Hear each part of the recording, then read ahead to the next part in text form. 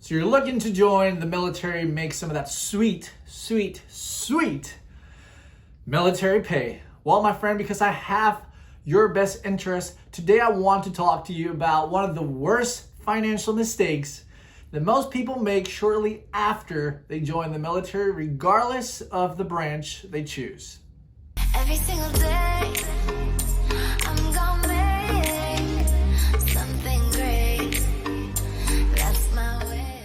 What's up, everyone, and welcome back to our YouTube channel, Mastering the Basics, helping you have a healthier, happier, more successful life. If this is your first time watching any of my videos, my name is Avi, also known as Airman V. I'm an active duty Air Force emergency manager, and I use my passion for personal development, finances, and money to make YouTube videos to help you guys avoid making the mistakes that I did so that you can live a healthier, happier, more successful life much quicker than it took me to realize some of these horrible and bad decisions that I've made over my life. So now that we have taken care of some housekeeping, let's talk about one of the biggest financial mistakes that a lot of people make after they join the military. A lot of people make this mistake regardless of the branch. And that mistake is buying a brand new car shortly after you join the military.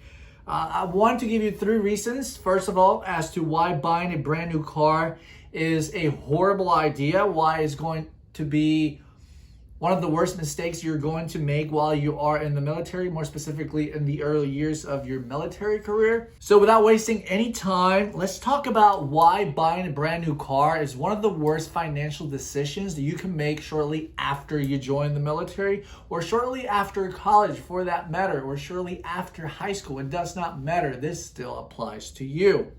The first reason as to why buying a brand new car is going to be a horrible financial decision for you is going to be depreciation. Now, if you don't know about this, depreciation is this beautiful, amazing thing that pretty much what it means is that after you buy the car and they gave you the keys and you sign the papers, the moment you drive off that parking lot, the value of that car, how much it's worth, goes down.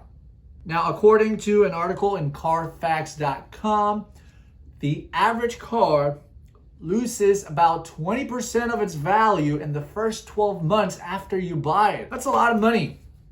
That is a lot of money. According to Kelley Blue Book, the average car sold in the US, they refer to this as a light car, which I'm assuming is probably something like a mid-size sedan or smaller.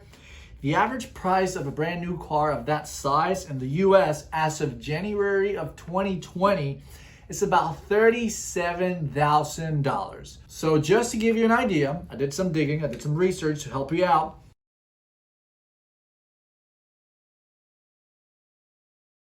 So this is how depreciation will look like on a car that's worth $37,000, assuming that it follows the average guidelines, right? So the first 12 months, the car value is going to go down about 20%. That means this car that you bought for $37,000 is going to be worth $29,600 after 12 months. After 2 years, this car is going to be worth $26,640 or so. After 3 years, this car is going to be worth $23,976,000. And after 4 years, this car is going to be worth about $21,578,000. That is the magic of depreciation. So if you want to have the experience of a new car, you can take easily $500 to $600 a month out of your paycheck.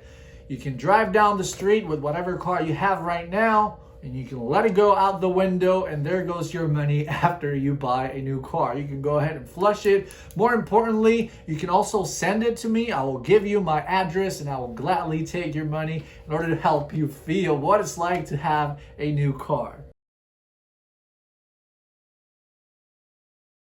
Reason number 2 as to why buying the new car is going to be a bad idea is smashing that beautiful like button. I'm totally kidding. That is reason number 2. But hitting that like button is going to actually greatly help the video out. So if you're still watching this video and if you're enjoying it, hey, I appreciate if you like the video. So reason number 2 as to why buying a new car is a horrible and potentially one of the biggest financial mistakes you're going to make after you join the military is car insurance. Most people who join the military are younger. Most people who join the military come to the military after high school, after college, which means usually they are within 17 to 25 years of age or so. All right, so why? Why is car insurance important to know when you're buying a new car? Well, car insurance companies dictate, or they figure out how much they charge you based on your age, based on your driving record, based on your credit, that's a huge one, and then based on the city and state that you live in, right? So those factors will greatly dictate how much you're going to pay for car insurance. But more importantly, if you buy a new car, because the bank knows there's a risk involved with an accident factor or you crashing the vehicle or something like that, the bank requires you, or the dealership requires you to carry full coverage, which means they want you to buy the most insurance possible to cover this vehicle because they don't want to lose money, right? So they're going to make you buy full coverage, and full coverage insurance, it's more than just liability. Another thing is the insurance that you go with, the company will also dictate the price. So different companies will have different insurance prices. So if you're looking to save money, highly suggest you talk to at least 5 different insurance agents and see which one will give you the best quote. I did that myself and it helped me greatly. But just to give you an idea, again, I made some research and I got some information to help you understand why this all means a big deal.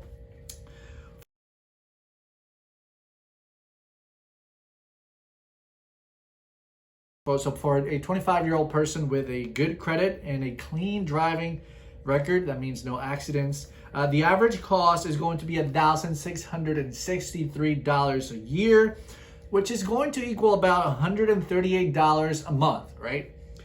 Now, if you are younger and if your credit is bad, or if you don't have credits established yet, you're going to pay more. You're going to pay a lot more. And I've seen some people pay as much as almost $600 a month just to keep their cars in insurance. That is absolutely bonkers. That is ridiculous. So for the same person, someone who's 25 but has a bad credit, they're going to be paying, instead of $1,663 a year, they're going to be paying $2,894.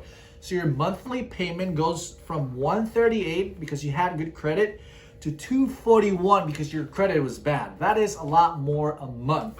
So if you take a $240 insurance payment plus the average new car payment, which is about $550, that is almost an entire paycheck for a new military member, regardless of the branch again, because we all get paid the same.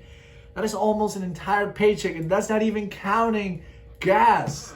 Gosh, if you go buy a Camaro or freaking Mustang or whatever, you're going to be using more gas. So you have to consider all of this, okay? You're going to pretty much be working half a month just so that you can have a car. I know that when you're young, it doesn't seem like a bad idea, but as you get older, you'll realize that you've spent so much money into something that you didn't necessarily want to. But again, I've done this. It's a mistake we all make. That is why I want you to learn from my mistakes and from the mistakes of others so that you can live a healthier, happier, more successful life. Reason number 3 as to why buying a brand new car is going to be one of the worst ideas that you can make, worst decisions you can make, is going to be deployments. So as you know, you join the military and deployments are going to happen.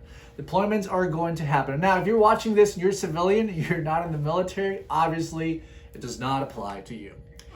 So if you join the military, regardless of your branch, you're going to deploy. And why is this important? Well, you're going to deploy and you're going to go to Saudi Arabia and your car's not coming with you. Your car is not going to go with you on your deployment. Your car is going to have to stay here in the United States. And if you're a new private, if you're a new airman, if you're a new soldier, and you're living in the barracks or you're living in the dorms, it's the same thing. Your car is just going to sit there, catching sun, catching dust, catching dirt, catching dings from people around there are not going to take care of your car the way you take care of it. And on top of all of that, it's just going to sit there. And by the time you get back, it's going to be worth less. You would think the value would not go down since you're not driving the vehicle. But by the time you come back, your car is going to be worth even less than it was when you left, which means you lost money on top of you paying for your car while you were not driving it. Now your car is worth less after you come back from your deployment. A little extra thing that I want to add on top of all those 3 reasons is that if you live on base, sometimes you don't even need a car. Sometimes you can get away with just having a bike, like a bicycle, and riding to and from work in the commissary, in the shop at, think about it. I want to help you. I want you to be successful. I want you to live a healthier, happier, more successful life. I want you to learn from the mistakes of others so that you don't have to make these mistakes yourself and lose hundreds to thousands of dollars in years of saving and investing. Because your most powerful wealth building tool is your income. And the more money that you give to other people, the less money you have. And it's not necessarily always about how much money you make, it's about how much money you keep. And I want you to keep your money and use it in a way you're proud and excited to talk about. I don't want you to throw away a whole paycheck to just a car. There's more to life than just having a nice car, okay? Wait until you have a nice net worth. Wait until you have everything established. Wait until you have an emergency fund and money saved and you've taken care of the basic foundations of your financial life. Then buy a nicer car. Then buy maybe a new car.